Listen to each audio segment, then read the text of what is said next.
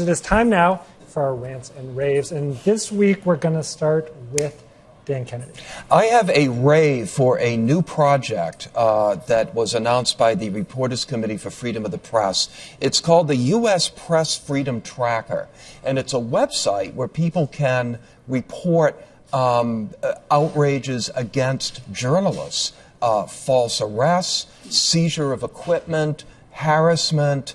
It's a wonderful idea. There's a whole coalition of groups that are involved in it. It's being led by the Committee to Protect Journalists and the Freedom of Press Foundation. And it is an absolutely terrific idea to document something that we all hear things about anecdotally but don't really have good data about. Very timely rave given Attorney General Sessions today talking about stepping up leak-related prosecutions. Yeah. Have they put together any preliminary data showing if the situation for the press in the U.S. is as bad as a lot of people feel it is? It looks very early. In fact, I looked at it today. There was a situation I knew about in New Haven, for instance, that wasn't even on the list. So I reported it. But I think that hopefully over time they're going to get something much more comprehensive. All right. Next up, we have Tom Fiedler. I wanted to do a rave, maybe modify a one-hand clapping kind of a rave because we don't know how it'll turn out.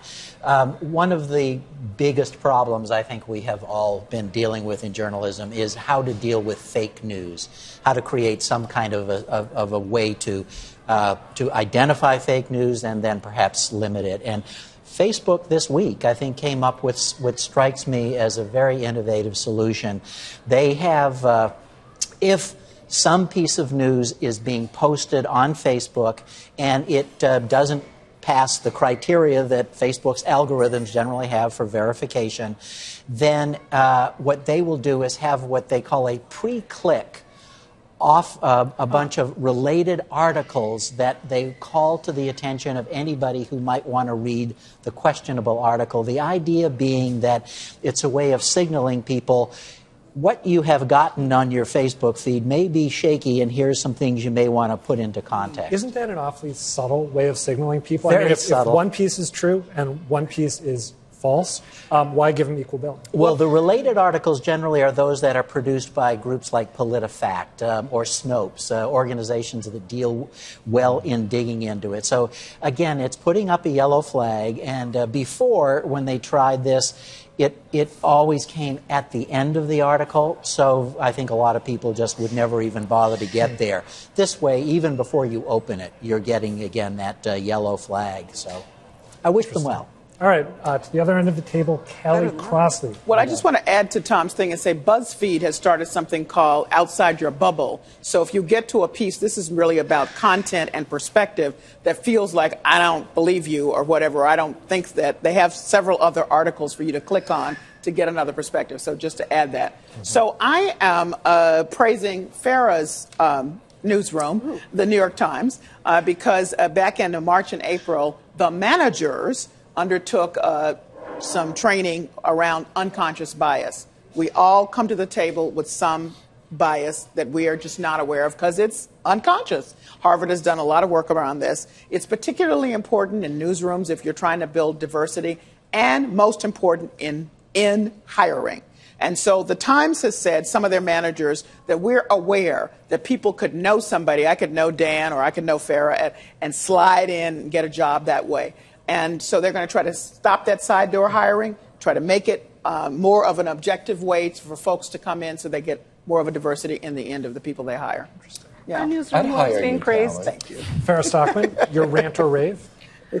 So thank you for praising my newsroom. My rave is for whoever watched the actual clip of the press briefing where Jim Acosta from CNN went at it with Stephen Miller about immigration policy. And there was so much on my Facebook feed about this. There were like liberals.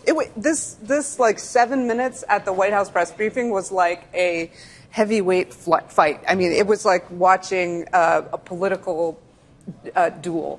And each side went away and claimed victory. And so I think it was really important for people to actually go and watch watch the clip. So you're saying I should go watch it? Yes, Okay. instead of, well, especially if you tweeted about it Yep. and were outraged by it, because the number of people who are outraged by it who actually didn't watch it is, I think, huge. And so I think it's really important to go watch and form your own opinion before you express outrage. Otherwise, we're going to die of outrage fatigue, first of all. All right, in closing, I have a brief rave for something called Hamilton 68. It is a new internet tool launched by a group called the Alliance for Securing Democracy. This is a bipartisan group, has big names from the Democratic and Republican side involved with it. And what this tool does, this Hamilton 68 dashboard, is it monitors on a daily basis what content is being purveyed by, I believe it's 600 Twitter accounts that are linked to Russia and Russian influencers who are trying to shape the way people see the world around them. You can see what hashtags are being pushed out, what topics are being discussed, what websites they are tweeting back to. It's really fascinating. If you take a look at it, Are it's they addictive. humans? Are they human beings? These are, I think, some human-controlled and some bot accounts, but it's really interesting and a valuable public service.